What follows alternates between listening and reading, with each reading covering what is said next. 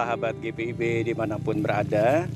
Berjumpa kembali dalam Renungan Malam Night Call GPIB bersama dengan saya, Pendeta Ronald Octavian Rampala, Ketua Majelis Jemaat GPIB Jemaat Betel di Tanjung Pinang. Dari kawasan Loka Pawarta Jati GPIB Jemaat Betel di Tanjung Pinang, kita akan bersama-sama merenungkan firman Tuhan di malam hari ini. Sebelumnya mari kita berdoa. Bapa di sorga, kami bersyukur atas anugerah-Mu bagi kami semua, atas berkat Tuhan yang kami boleh terima. Dan karena itu sebelum kami beristirahat, kami ingin kembali disegarkan oleh firman Tuhan yang membawa kami ke dalam istirahat yang senantiasa mau bersyukur dan mau berserah kepada Tuhan. Berikanlah Roh Kudus-Mu sehingga kami dimampukan mengerti, memahami, dan kami senantiasa mau melakukan firman Tuhan. Bersabdalah kepada kami ya Bapa, kami siap mendengar dan melakukannya. Amin.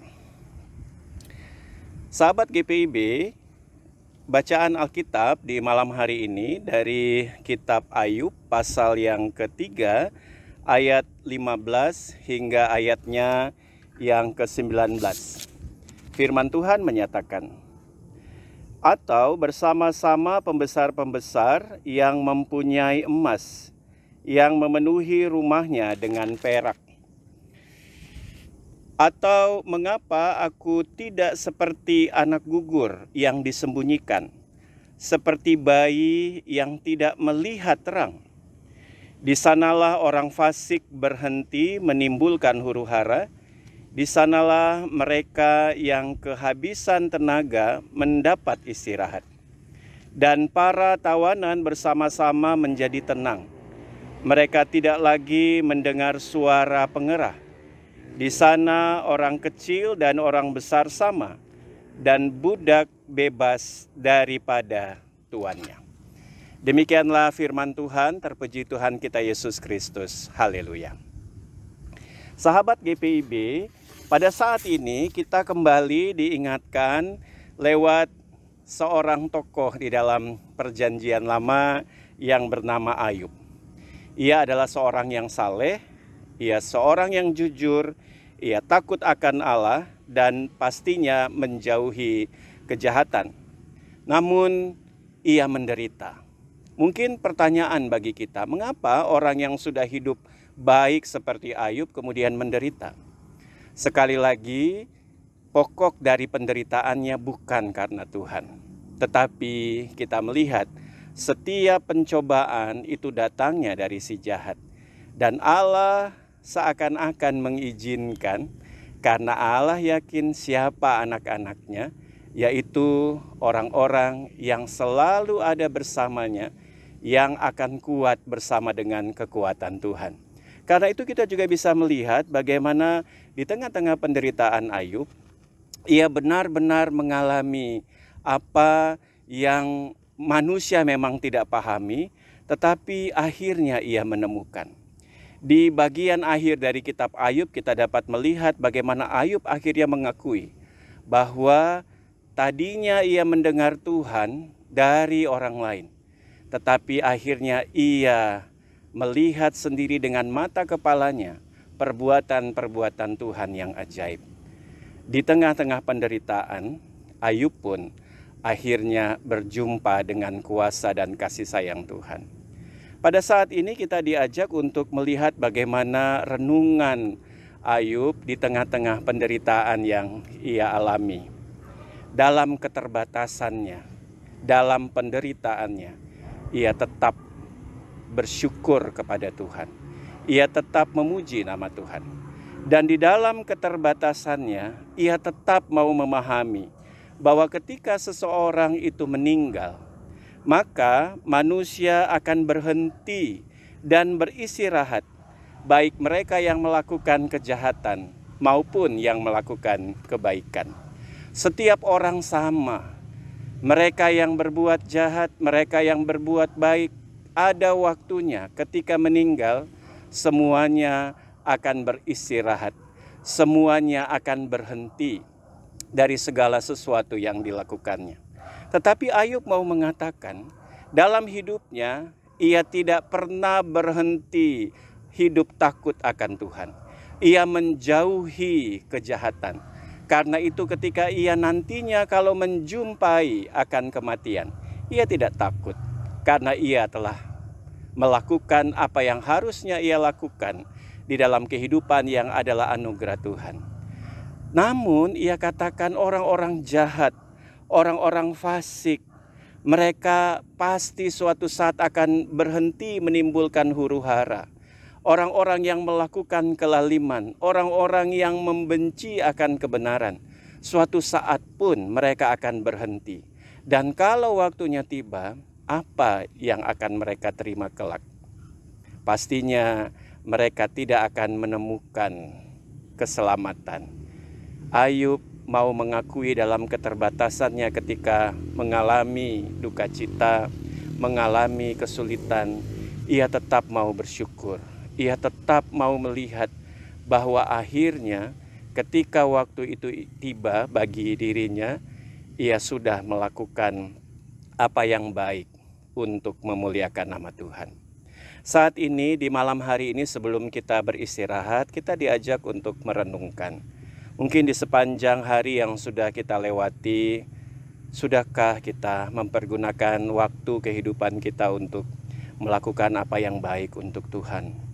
Belajar untuk hidup saleh, belajar untuk hidup jujur, belajar untuk hidup takut akan Tuhan dan menjauhi kejahatan. Itu semua pasti bukan sia-sia dalam kehidupan kita. Memang tantangannya banyak. Karena orang yang melakukan kejahatan itu banyak di luar sana. Mereka bahkan sangat menggoda kita untuk juga melakukan kejahatan. Tetapi kita mengingat apa yang juga boleh dialami oleh Ayub. Bahwa apa yang dilakukannya untuk hidup jujur, saleh, takut akan Tuhan dan menjauhi kejahatan tidak sia-sia. Ia bertahan dalam imannya dan ia akhirnya menemukan kuasa kasih dan sayang Tuhan.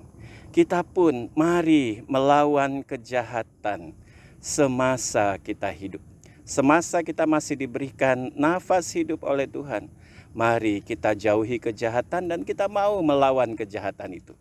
Jangan biarkan kejahatan itu menang atas kita, tapi biarkanlah kejahatan itu kita kalahkan dengan kekuatan iman dan kasih sayang di dalam Tuhan. Kita akan beristirahat di malam hari ini dengan sukacita karena kita juga mau melihat kembali apa yang sudah kita lakukan di hari ini untuk memuliakan nama Tuhan tidak akan sia-sia. Dan kalau hari Tuhan itu tiba, maka kita pun siap untuk menghadapnya, mempertanggungjawabkan segala sesuatunya karena kita telah melakukan yang terbaik bagi Tuhan. Selamat beristirahat, Tuhan memberkati kita sekalian. Mari kita berdoa. Bapa di sorga, kami bersyukur karena kami sudah diberikan waktu oleh Tuhan untuk hidup. Dan di tengah-tengah waktu yang Tuhan berikan ini, banyak sekali hal yang kami boleh alami dalam kehidupan. Kami bersyukur Tuhan bahwa kami berjumpa dengan kasih dan setia-Mu, meskipun di tengah-tengah pergumulan dan tantangan kehidupan kami. Kami bersyukur Tuhan, kalaupun kami sampai saat ini masih hidup dalam pergumulan, tetapi kami tetap memiliki Tuhan. Kami tidak pernah ditinggalkan oleh Tuhan Sang Pemilik hidup kami. Kami tetap percaya bahwa Tuhanlah sandaran kehidupan kami. Jikalau kami mau beristirahat pada malam hari ini pun, Tuhanlah harapan dan kekuatan kami.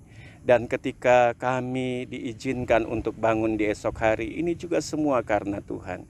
Karena itu Bapa, biarkanlah hidup yang masih kami terima dari Tuhan, kami pergunakan sebaik-baiknya untuk menjauhi kejahatan, melawan kejahatan. Kami mau melakukan kehidupan yang sungguh-sungguh berkenan di hadapan Tuhan. Namun di atas semuanya juga kami sadar, jikalau ada kata-kata yang keluar dari mulut kami yang tidak berkenan di hadapan-Mu, jikalau ada perbuatan-perbuatan kami yang tidak berkenan di hadapan Tuhan, Tuhan ampuni kami. Jangan biarkan kami semakin jauh jatuh. Tuhan tolong kami, agar kami kembali untuk hidup di dalam takut akan Tuhan. Dan biarkanlah kami diberikan terus semangat agar kami mau hidup dalam pertobatan dan kami mau menyenangkan hati Tuhan, Sang Pemilik hidup kami.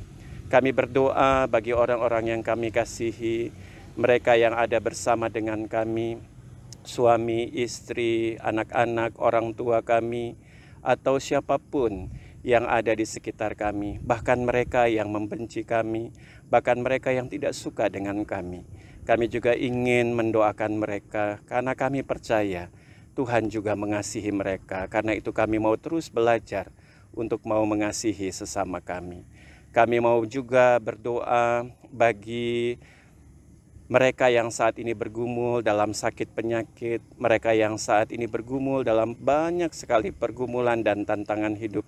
Kami percaya Tuhan tidak meninggalkan hidup umat-Mu. Engkau ada dan Engkau memberkati bahkan menolong tepat pada waktunya. Kami berdoa juga bagi gereja-gereja Tuhan. Tuhan juga yang memberkati dimanapun berada. Khususnya juga bagi gereja Protestan di Indonesia bagian Barat yang boleh melayani Tuhan bukan hanya di perkotaan, tetapi sampai di pedalaman-pedalaman, bahkan sampai di pulau-pulau terluar. Tuhan juga yang akan memberkati, Tuhan juga yang akan memberikan hikmat dan kekuatan, sehingga pelayanan, persekutuan, dan kesaksian dalam gereja Tuhan ini boleh terus dapat dilakukan dengan penuh sukacita. Kami berdoa bagi bangsa negara kami Indonesia, hikmat Tuhan menolong pemimpin-pemimpin bangsa kami untuk hidup jujur, hidup benar, bahkan terus memberlakukan kehendak Allah. Sehingga kami semua hidup dalam damai sejahtera Tuhan dan kebaikan Tuhan nyata atas kami. Tuhan memberkati dunia ini dengan berbagai pergumulannya, khususnya juga dengan perang yang sampai saat ini belum berhenti. Tuhan juga yang akan memberikan hikmat dan kasih sayang-Mu untuk kami semua juga akhirnya bisa memahami bahwa damai sejahtera itu patut terus kami upayakan sehingga kami mengalami kasih dan sayang Tuhan.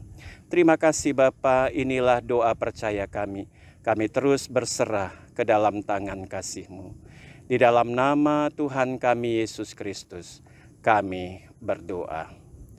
Amin.